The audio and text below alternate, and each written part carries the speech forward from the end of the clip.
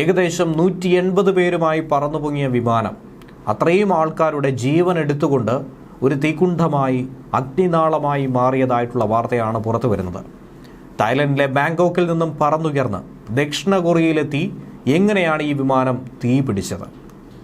ഒരു പക്ഷി വന്നിടിച്ചതുകൊണ്ട് ഒരു വിമാനം, ആ വിമാനത്തിലെ മുഴുവൻ യാത്രക്കാരുടെയും ജീവൻ എടുക്കുമോ എന്നുള്ള ചോദ്യമാണ് അവശേഷിക്കുന്നത്. അതോടൊപ്പം തന്നെ യന്ത്ര തകരാറാണ് സംഭവിച്ചതെങ്കിൽ അത് തകരാറായതാണോ അതോ മറ്റെന്തെങ്കിലും കാരണങ്ങളുണ്ടോ?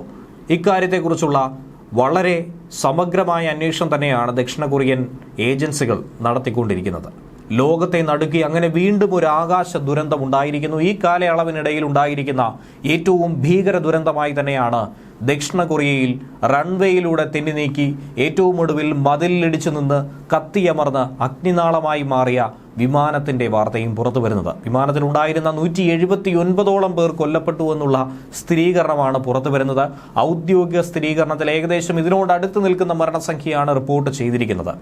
175ഓളം യാത്രക്കാരും 6ഓളം വരുന്ന ക്യാബിൻ ക്രൂവുമാണ് ഈ വിമാനത്തിലുണ്ടായിരുന്നത്. ആകെ മൊത്തം 181ഓളം ആളുകൾ ഈ വിമാനത്തിലുണ്ടായിരുന്നുവെന്നാണ് മനസ്സിലാക്കാൻ കഴിയുന്നത്. കേവലം 2 പേരെ മാത്രമാണ് ഗുരുതരമായ പരിക്കോടുകൂടി രക്ഷപ്പെടുത്താനായി സാധിച്ചതെങ്കിൽ പോലും അവരുടെയും നില അതീവ ഗുരുതരമാണെന്നുള്ള റിപ്പോർട്ടുകൾ തന്നെയാണ് മാധ്യമങ്ങൾ പുറത്തുവിട്ടിരിക്കുന്നത്. 2 പേരും സുരക്ഷാ ജീവനക്കാർ തന്നെയാണ്.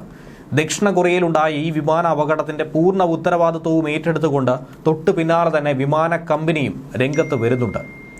ഒരു കാരണവശാലും ഇതിൽ നിന്നും പിൻവാങ്ങാനായി, ഇതിൽ നിന്നും രക്ഷപ്പെടാനായി വിമാന കമ്പനിക്ക് സാധിക്കില്ല എന്നുള്ളത് യാഥാർത്ഥ്യമാണ്. ജെജു എയർ സിഇഒ ആയിട്ടുള്ള കിം ഇ ബേ പുറത്തിറക്കിയ ഔദ്യോഗികമായ വാർത്താക്കുറിപ്പിൽ ഇക്കാര്യവും തുറന്ന് സമ്മതിക്കുന്നുണ്ട്. ഈ അപകടത്തിന്റെ കാരണം എന്ത് എന്നുള്ളത് തുടക്കത്തിൽ കണ്ടുപിടിക്കാൻ കഴിഞ്ഞിട്ടില്ല. ഇനിയിപ്പോൾ അത് എന്ത് തന്നെ ആയിരുന്നാലും ഈ കമ്പനിയുടെ സിഇഒ എന്ന നിലയിൽ ഇതിന്റെ പൂർണ്ണ ഉത്തരവാദിത്വവും താൻ ഏറ്റെടുക്കുന്നു എന്നായിരുന്നു അദ്ദേഹത്തിന്റെ വാക്കുകൾ.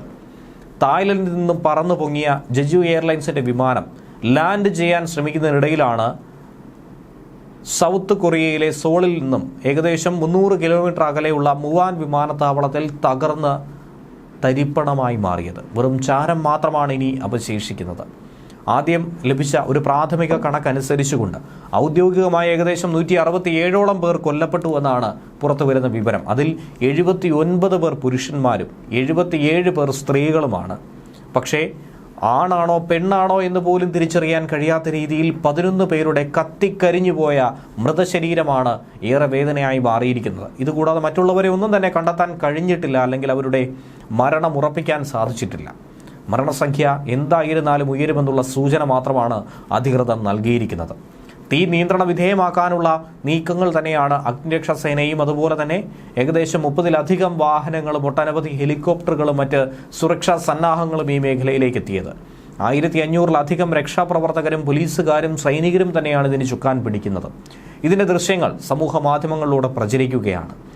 ഒരു ബെല്ലി ലാൻഡിംഗ് നടത്തി വിമാനം താഴെയിറക്കാൻ ശ്രമിക്കുന്നതിനിടയിൽ മതിലിൽ തട്ടി, ഒരു കോൺക്രീറ്റ് കെട്ടിടത്തിൽ തട്ടി ഈ വിമാനം തീപിടിച്ച് കത്തി അമരുന്നു എന്നുള്ള സൂചനയാണ് ലഭിക്കുന്നത്. അന്താരാഷ്ട്ര വിമാനത്താവളത്തിൽ വെച്ചായിരുന്നു ഈ ദുരന്തം സംഭവിച്ചതും. സിയോളിൽ നിന്നും 288 കിലോമീറ്റർ ദൂരെയാണ് ഈ അപകടം. എന്നാൽ എന്താണ് ഇതിന്റെ കാരണമെന്നുള്ളത് ജെജു എയർലൈൻസ് പോലും ഇതുവരെയും കണ്ടെത്തിയിട്ടില്ല.